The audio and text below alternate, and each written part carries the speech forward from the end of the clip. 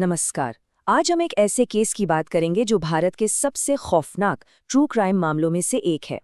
ये कहानी है साइनाइड मोहन की, एक ऐसा सीरियल किलर जिसने 20 से ज्यादा महिलाओं को इस तरह अपने जाल में फंसाया कि उन्होंने अनजाने में अपने ही हाथों अपनी जान ले ली। तो कहानी की शुरुआत होती है 17 जून 2009 से। जगह थी कर्नाटक का हासन बस स्टैंड। वहां के लेडीज वॉशरूम के बाहर काफी देर से हंगामा हो रहा था। वजह, एक महिला जो घंटों पहले अंदर गई थी वो बाहर ही नहीं आ रही थी। लोगों ने दरवाजा खटखटाया, आवाजें दी, पर अंदर से कोई जवाब नहीं। आखिरकार पुलिस ने दरवाजा तोड़ा। अंदर का मंजर हैरान करने वाला था। शादी के जोड़े में एक महिला की लाश पड़ी थी। पर यह कोई अकेली घटना नहीं थी। असल में ये 2003 से चले आ रहे एक ऐसे भयानक सिलसिले का हिस्सा था जिसमें 20 से ज्यादा महिलाओं की लाशें अलग अलग जिलों के पब्लिक वॉशरूम में ठीक इसी तरह मिली थी। तो चलिए अब इस रहस्यमयी सिलसिले की परतें खोलते हैं।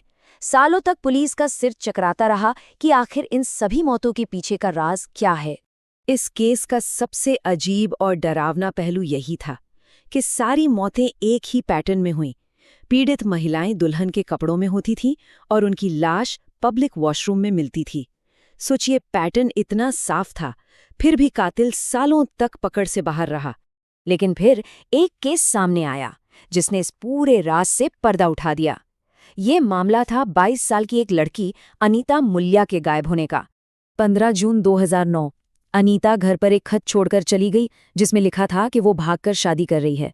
ठीक 2 दिन बाद 17 जून को उसकी लाश हासन के उसी बस स्टैंड के वॉशरूम में मिली। पोस्टमार्टम रिपोर्ट ने तो सबको चौंका ही दिया। मौत साइनाइड से हुई थी। लेकिन सवाल ये था कि अगर उसे अपनी जान लेनी थी तो वो घर से 107 किलोमीटर दूर क्यों आई। इस केस में एक और बड़ा मोड़ आया।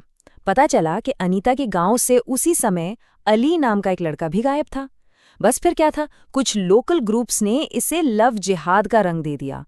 दंगे भड़क गए, माहौल तनावपूर्ण हो गया और इस झूठी थ्योरी ने पुलिस को लगभग गलत रास्ते पर भेज ही दिया था। जब ये लव जिहाद वाली थ्योरी झूठी साबित हुई, तब जाकर पुलिस ने नए सिरे से जांच शुरू की और छोटे छोटे सुरागों को जोड़ने का काम शुरू हुआ। जब हाथ में कोई और सुराग नहीं था तो पुलिस ने डिजिटल सबूतों का रुख किया। जांच की शुरुआत हुई अनीता की कॉल डिटेल रिकॉर्ड यानी सीडीआर से।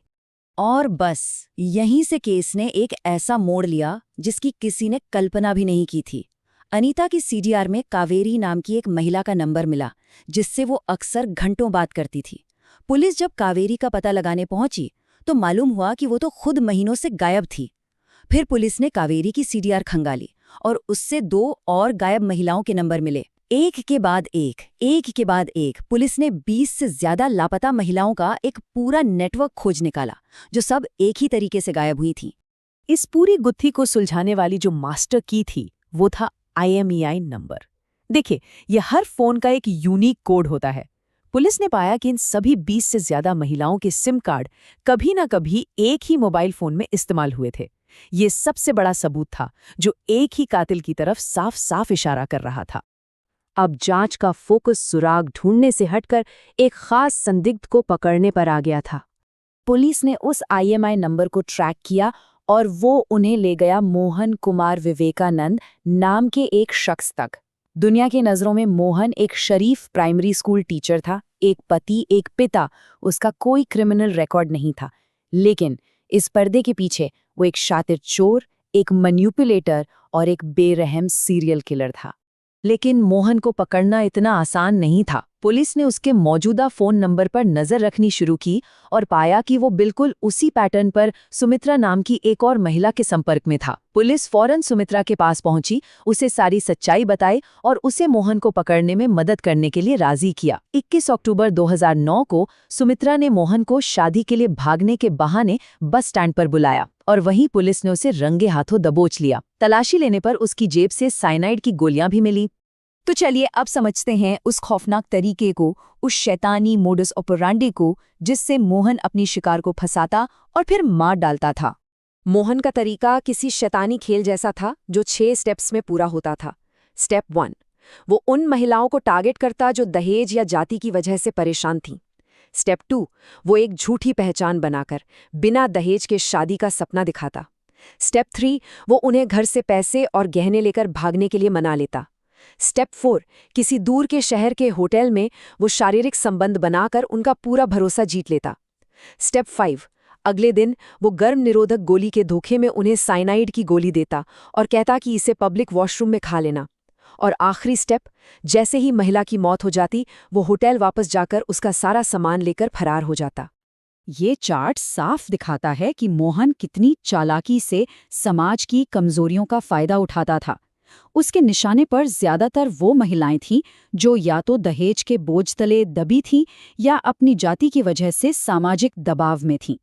वो उनकी मजबूरी को ही अपना सबसे बड़ा हथियार बनाता था। मोहन इतने सालों तक इसीलिए कामयाब रहा क्योंकि समाज का डर उसके पक्ष में काम कर रहा था। सोचिए, जब कोई लड़की घर से भाग जाती तो परिवार वाले बदनामी के डर से पुलिस में शिकायत तक नहीं करते थे। वो यही सोचते रह जाते थे कि उनकी बेटी ने किसी के साथ नई जिंदगी शुरू कर ली है, जबकि असल में वो मारी जा चुकी होती थी। और यही इस केस का सबसे परेशान करने वाला सच है। उसने अपने शिकार को मनोवैज्ञानिक तौर पर इस कदर अपने वश में कर लिया था कि उन्होंने खुद जहर की गोली खाई, ये सोचते हुए कि ये उनकी नई जिंदगी की शुरुआत है, जबकि असल में वो उनकी मौत का फरमान था। चलिए, अब बात करते हैं इस मामले के कानूनी अंजाम की और उन बड़े सवालों की जो ये केस पीछे छोड़ गया। साल 2013 में मोहन कुमार को मौत की सजा सुनाई गई, लेकिन 2017 में उसकी सजा को घटाकर आजीवन कारावास यानी लाइफ इम्प्रिजनमेंट में बदल दिया गया। आज वो कर्नाटक की हिंडालगा जेल में अपनी सजा काट रहा है। ये चार्ट एक बहुत ही गंभीर सवाल खड़ा करता है। एक तरफ है 20 से ज्यादा कन्फर्म्ड मर्डर्स और दूसरी तरफ है आजीवन कारावास की सजा। क्या ये न्याय है? ये सवाल आज भी बहस का एक बड़ा विषय है। ये केस हमें आज के दौर में बहुत कुछ सोचने पर मजबूर करता है।